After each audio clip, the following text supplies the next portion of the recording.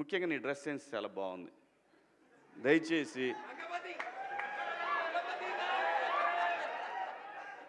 ఇంకో విషయం చెబుతున్నా, అమ్మాయిలు హీరోయిన్లు ఏ బట్టలు పెడితే వేసుకొని పోతే మనమే దరిద్రం అనుభవించాల్సి వస్తమ్మా. ఏమనుకోవద్దు, హీరోయిన్లు అందరూ మీరు అనుకున్నా నాకు పోయేది లేదు, లాగి పీకుతాం మనం, అది వేరే విషయం.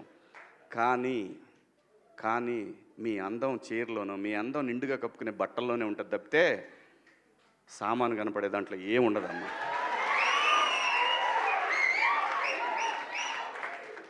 అవి వేసుకున్నంత మాత్రాన చాలామంది చూసినప్పుడు నవ్వుతూ అంటారు, కానీ దేద్రమ్ముండ ఎలాంటి బట్టలు ఎందుకు వేసుకుని కాస్త మంచి వేసుకోవచ్చుగా, బాగుంటావు కదా అనాలనిపిస్తుంది లోపల. అనలేము. అంటే మళ్ళీ స్త్రీ స్వాతంత్రం లేదా, స్వేచ్ఛ లేదు. స్త్రీ అంటే ప్రకృతి, ఎంత అందంగా ఉంటే అంత గౌరవం పెరిగిద్ది. ఈ ప్రకృతి అద్భుతంగా ఉంటుంది. అలాగే స్త్రీ మా అమ్మ చక్కగా ఎప్పటికీ గుండెల్లో కనపడతా ఉంటుంది, ఒక సావిత్రమ్మ కానీ ఒక సౌందర్య కానీ. అలాగే ఈ జనరేషన్లో ఇంకా చాలామంది, రష్మిక, చాలామంది అమ్మాయిలు ఉన్నారు. వీళ్ళందరూ ఇంపాక్ట్ క్రియేట్ చేశారు కాబట్టి అమ్మటే చెప్పగలుగుతున్నాం. గ్లామర్ అనేది ఒక దశ వరకే ఉండాలా, ఇంతవరకు ఉంటే పర్లా, అది ఇక్కడికి రాకూడదు. నేనేవాళ్ళే కానీ చెప్పడానికి మళ్ళీ అందరు రేపు పొద్దున పెద్ద పెద్ద వాళ్ళంతా బయలుదేరతారు, మాకు స్త్రీ స్వేచ్ఛ లేదు. స్వేచ్ఛ అనేది అదృష్టం. ఆ స్వేచ్ఛని కోల్పోవద్దు. మన గౌరవం ఎప్పుడు పెరుగుద్దంటే మన వేష భాషల నుంచే మన గౌరవం పెరిగిద్ది. అందులో ప్రపంచ వేదికల మీదైనా సరే చీర కట్టుకున్న వాళ్ళకే విశ్వసుందర కిరీటాలు వచ్చినాయి. Thank you so much. తర్వాత బయటకు వచ్చే హై ఉంటుంది చూసారా, ఆ హై మీరు ఇందాక చూసిన తమ్ముడు డ్యాన్స్ చాలా బాగా రాసుకున్నాడండి. నిజంగా నేను అమితంగా ప్రేమించేమీ మాట్లాడట్లేదు. సినిమా తీసేవరకే ప్రేమిస్తాను నేను. సినిమా తీసిన తర్వాత అది ఎడిటింగ్ రూమ్లోనైనా థియేటర్లో నిర్దాక్షిణ్యంగా దాన్ని నేను హేట్ చేసినంత ఎవరు హేట్ చేయరు. అబ్బా అంట. మా వాడు ట్రైలర్ చేసిన, అబ్బాయి అక్కడక్కడ లూజ్ ఫ్రేమ్స్ ఉన్నాయో అన్న, పెద్ద కొంచెం టైట్ పెట్టొద్దు, తెలీదు మరి ఎవరో ఏమంటారో, బయటికి వెళ్తుంది ఫస్ట్ మన బిడ్డ బయటికి వెళ్తూ ఉంది ఫస్ట్ టైం అని చెప్పి ఆ భయం ఉంటుంది. ఆ భయంతో చాలా చెప్తాం. నేను మళ్ళీ సినిమాలు చేయటం మొదలుపెట్టిన తర్వాత నాకు అందరు కొత్త డైరెక్టర్లే వచ్చారు. అన్ని కంటెంట్ ఓరియంటెడ్ ఫిల్మ్సే. ఏ ఫిలిం కూడా డబ్బుల కోసం, డబ్బులు తీసుకుంటున్నాను, డబ్బులు తీసుకోవట్లేదు, మళ్ళీ అలాంటి మాటలు మాట్లాడకూడదు. డబ్బులు కావాలి కదండి అని అలా బతిలాడుకొని తీసుకుంటున్నాను, అది వేరే విషయం. కానీ ఆ కంటెంట్ విషయంలో మాత్రం నో కాంప్రమైజ్, నో. ఈ సినిమా ప్రతి ఒక్కళ్ళని చాలా, సినిమా రిలీజ్ అయిన తర్వాత రేపు లేదంటే ప్రీమియర్స్ పడ్డ తర్వాత జర్నలిస్ట్ సోదరులు ఉన్నారనే పెద్ద ధైర్యం అయితే నాకు ఒకటి ఉంది. ఎందుకంటే మీరు రీసెంట్ డేస్లో వాళ్ళు మీరు చూశారు, ఒక ప్రీ వెడ్డింగ్ షో కానీ ఆ తర్వాత వచ్చిన 2-3 సినిమాలు కానీ వాళ్ళు బ్రహ్మరథం పట్టిన విధానం, అది ఇండస్ట్రీకి శ్రీరామ రక్ష, నిర్మాతలకి శ్రీరామ రక్ష. అలాంటి ఒక ధైర్యం నాకుంది. ఈ కథని వాళ్ళు ఎలా చూస్తారనే దాంట్లో నేను సినిమా చూసా. సినిమా అద్భుతంగా వచ్చింది. ఇది మార్నింగ్ షో వరకే ఈ వారం చిన్న సినిమాలు ఏం రిలీజ్ అవుతున్నాయి అని మాట్లాడుకునే వాళ్ళకి మాత్రం ఈ వారం చిన్న సినిమాల్లో ఇది ఒక చిన్న సినిమా. కానీ 25th సాయంత్రానికి ఇది చాలా పెద్ద సినిమా.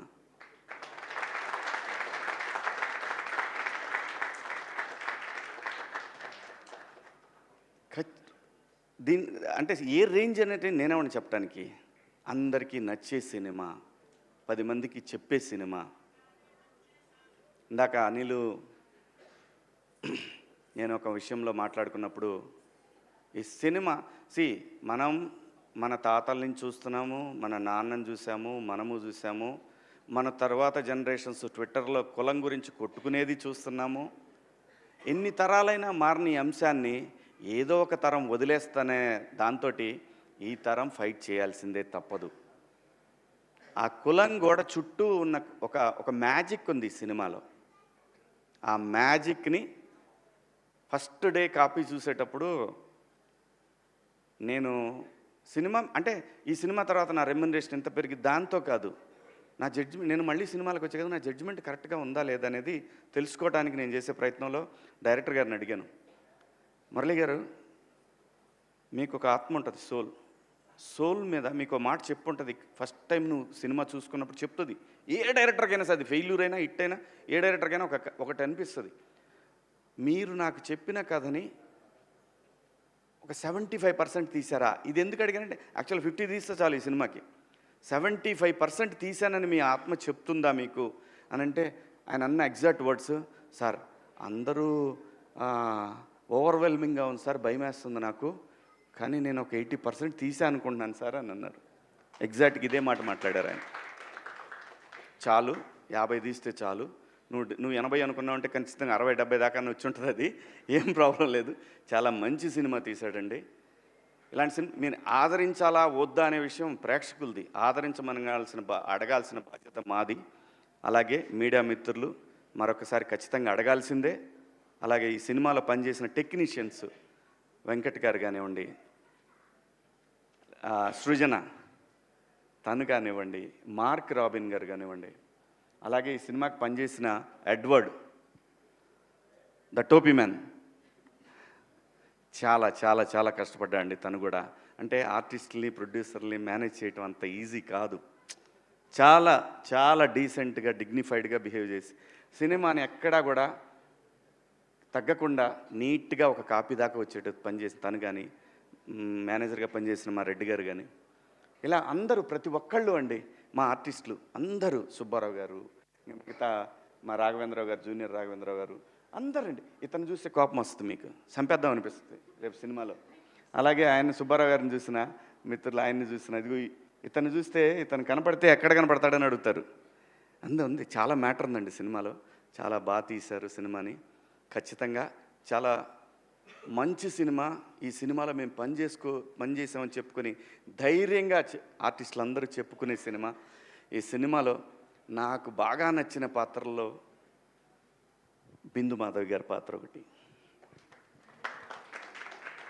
ఏమండి, మన దగ్గర చాలామంది ఆర్టిస్టులు ఉన్నారండి, చాలామంది.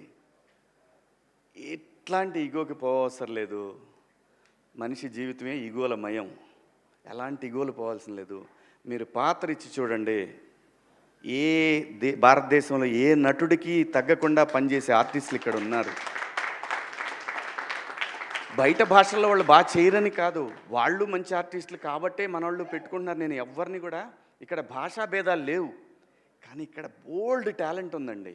చాలా కుప్పలు తెప్పలు టాలెంట్ ఉంది. నందు కానివ్వండి, మా తమ్ముడు చింపి చాట చేశాడు సినిమాని. అలాగే రవికృష్ణ, మణిక, మీ ఇద్దరు పేరు తలకాయ నొప్పి నాకు ఈ సినిమాకి. మోనిక,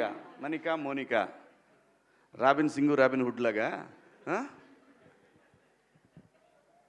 ఆ అమ్మాయి ఒక్క షాట్ మీ జీవితాంతం మర్చిపోలేరండి. ఆ అమ్మాయి చేసిన ఒక షాట్, అయ్యి బాబోయ్, అసలు మామూలుగా ఉండదు. అలాగే చాలా ఉన్నాయండి, చాలా చెప్పుకోవాలి ఈ సినిమాలో. అందరూ బాగా చేశారు. నేను ఎలా చేశాను అనేది మీరు అందరూ రేపు సినిమా చూసి చెప్తారు. Thank you so much. మీ అందరికీ పేరు పేరుని ఇంకెవరన్నా మర్చిపోయానా? ఎవరిని మర్చిపోలేదు. ఆ అమ్మాయి ఇంక సింగర్గా మిగలదు, యాక్టరే, ఖచ్చితంగా యాక్టరే. ప్రతి ఒక్క ఈ సినిమాలో ఒక్క పాత్ర కూడా వేస్ట్ పాత్ర అనేది ఉండదు. అంటే గ్రూపులో ఏదో పెట్టారులే, ఫ్రెండ్స్ ఉండాలి కాబట్టి ఫ్రెండ్స్ పెట్టాను. సత్యన్ అని ఇంకో క్యారెక్టర్ ఉంటుంది, టీ మ్యాన్. ప్రతి ఒక్క పాత్ర. ఇప్పుడు ఎందుకులే అమ్మా ఇవన్నీ. అందరూ బాగా చేశారు. గట్టిగా దండోరా వినపడుతుంది, దేశమంతా, రాష్ట్రం అంతా, ప్రపంచం అంతా వినపడుతుంది. Thank you so much. ఈ సినిమాలో అవకాశం ఇచ్చిన బెన్నీ గారికి, అలాగే డైరెక్టర్ గారికి, ప్రతి ఒక్కళ్ళకి. అన్నిటికన్నా ముఖ్యంగా ఈరోజు ఈ స్టేజ్కి ఒక గ్లామర్ తీసుకొచ్చిన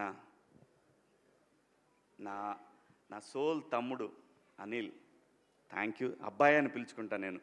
మా పిల్లల్ని కూడా అబ్బాయి అని, ఎరా అని పిలుచుకుంటా, కానీ అబ్బాయి అని పిలుచుకుంటా నేను. సో తను రావటం నిజంగా చాలా చాలా చాలా కళొచ్చింది స్టేజ్కి. Thank you so much Anil. Thank you. Love you. Kasarla Shyam గారు, వామ్మా, ఇతను మళ్ళీ నేషనల్ అవార్డు కొడతాడు, గ్యారెంటీ, ఏం డౌట్ లేదయ్యా. 200% దీనికి నేషనల్ అవార్డు రాకపోతే ప్రజలు తిట్టుకుంటారు, అది వాళ్ళకే వదిలేస్తున్నా. Thank you so much. Thank you అండి. Love you all.